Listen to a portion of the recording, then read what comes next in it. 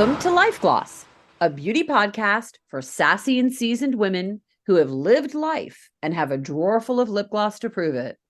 We're your hosts, Susan Gerdeman and Hillary Clark-Mina.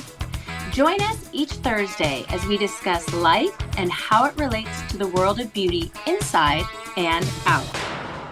The fact that 90s makeup looks are trending is so confusing to me. I mean, 1996 was yesterday. So, I mean, it makes zero sense to me, but let's talk about it anyway. It was yesterday until I look in the mirror and I'm quickly transported right back to 2023. I mean, I don't know what mirror you're looking in, but I need that mirror.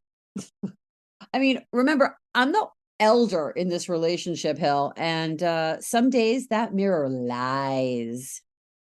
Okay, but if you looked in that mirror and it's 1996, what does that look like? Matte, very matte. What does your reflection say besides, hello, gorgeous?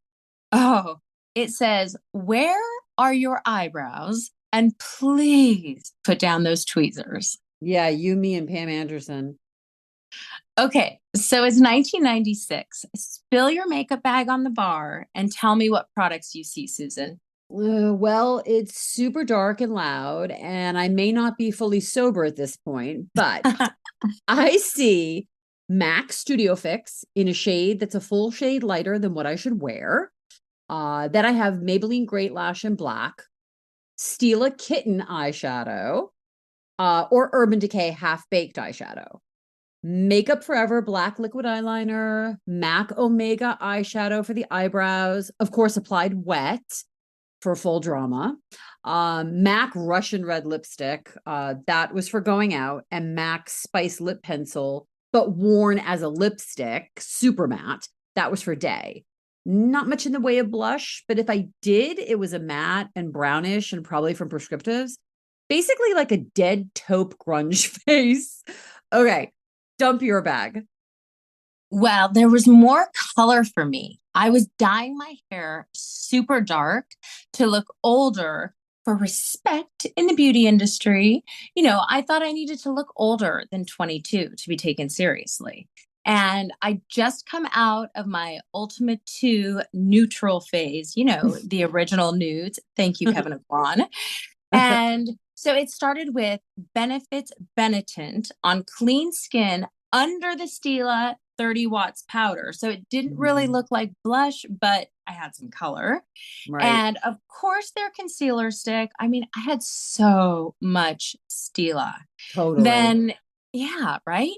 And then it was Laura Mercier Diamond Eyeshadow for day and Urban Decay's Midnight Cowboy for night. I loved Stila's Pewter for liner. I wore that both wet and dry. MAC Taupe was brushed into my brows. I was not brave enough to use it wet, and I had a whole brow thing going on. My lips were MAC O or Urban Decay Roach or Chanel Vamp with any assortment of lip liners. And oh, how I loved Vamp. Of course, for the nails too. Yeah. And my red, MAC Dubois was my red. Yeah. You know, it's so funny you brought up Vamp because I think Vamp was literally the official nail color of the 90s. And, you know, Chanel has been chasing that success ever since. It's so funny, though, to see how we tried to take all of the youth out of our faces when we were young. And I mean, now there isn't a cream, highlighter, or gloss that's safe around me. If it shines or if it glows or feels like cashmere on my face, I want it. Like a moth to the flame. I mean, I live in cashmere and I just want to be doused in oil and pearl powder all the time. And now our makeup bags have like 3 products versus a dozen. And it costs twice as much, every single thing. Yeah, I think my mirror just cracked. What were your 90s makeup?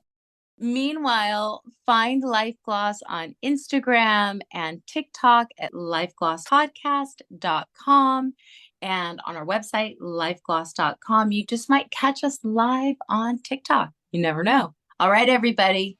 Susan, stay glossy. Hillary, stay glossy.